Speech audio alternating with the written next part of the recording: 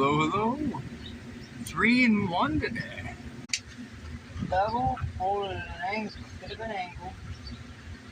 Get it where you want to start.